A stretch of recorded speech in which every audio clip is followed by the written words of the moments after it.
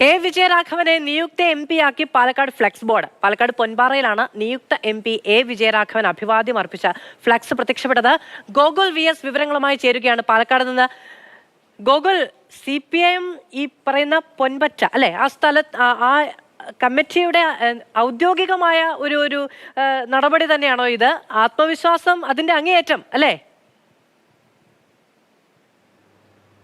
ഏതായാലും ബാക്കി എല്ലായിടത്തും തെരഞ്ഞെടുപ്പ് കഴിഞ്ഞിട്ടേ ഉള്ളൂ. അത് CPM പൊൻപാറ ബൂത്ത് 2-3 ഫലപ്രഖ്യാപനം അവർ നടത്തുകയാണ്. 2-3 പൊൻപാറ ബൂത്ത് 2-3 അവരാണ് ഇങ്ങനൊരു വിജയരാഘവനെ നിയുക്ത MP ആക്കി ഒരു ഫ്ലക്സ് സ്ഥാപിച്ചത്. അത് എന്താണ് ഇങ്ങനെ എന്നൊക്കെ ചോദിക്കുമ്പോൾ ആ ബൂത്തിൽ നല്ല ഇടതുപക്ഷത്തിന് നല്ല അനുകൂലമായൊരു സാഹചര്യം ഉണ്ടെന്ന് അവർക്ക് തോന്നി. അങ്ങനെയാണ് ഫ്ലക്സ് വെച്ചതെന്നാണ് അവർ പറയുന്നത്. അത് മാറ്റാൻ നിർദ്ദേശം നൽകിയിട്ടുണ്ട്, ഉടൻ തന്നെ മാറ്റുമെന്നാണ് അവിടുത്തെ LC സെക്രട്ടറി അടക്കം അറിയിച്ചത്. ഏതായാലും ഈ ആത്മവിശ്വാസം അത് അതിരുകടക്കുന്ന ഒരു രീതിയിൽ തന്നെയാണ് നമുക്കിത് കാണാൻ കഴിയുക. കാരണം ഫലപ്രഖ്യാപനമൊക്കെ വരുന്നതിന് മുൻപ് തന്നെ MP ആക്കി ഫ്ലക്സ് വയ്ക്കുക എന്നുള്ളത് അധികം കേട്ടുകേൾവിയോ അല്ലെങ്കിൽ നമ്മൾ അധികം കാണാത്തൊരു കാര്യമാണ്. ഏതായാലും വിജയരാഘവനെ നിയുക്ത MP ആക്കിക്കൊണ്ട് ഈ പൊൻപാറ, അതായത് എടത്തനാട്ടുകര, മണ്ണാർക്കാടിന് അടുത്തുള്ള സ്ഥലമാണ് എടത്തനാട്ടുകര, അവിടുത്തെ പൊൻപാറ ബൂത്തിലാണ് ഇങ്ങനെ ഒരു ബൂത്തിന് സമീപമാണ് ഇങ്ങനെ ഒരു ഫ്ലക്സ് വന്നിട്ടുള്ളത്.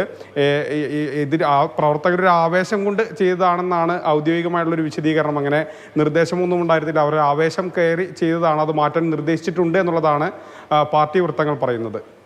ശരി, എന്തായാലും ആ ബൂത്തിൽ വിജയരാഘവൻ അപ്പുറം ആരുമില്ല എന്ന് തുറന്ന പ്രഖ്യാപനം നടത്തുകയാണ് ഇവിടുത്തെ പാർട്ടി പ്രവർത്തകർ. എന്തായാലും പക്ഷേ ഫലം വരുന്നതിന് മുൻപ് അത്തരമൊരു നടപടി കേട്ടുകേൾവി ഇല്ലാത്തത് കൊണ്ട് ഫ്ലക്സ് എടുത്തു മാറ്റാനുള്ള നിർദ്ദേശം പാർട്ടി തന്നെ നൽകിയിട്ടുണ്ട് എന്നാണ് ഗോകുൽ അറിയിക്കുന്നത്.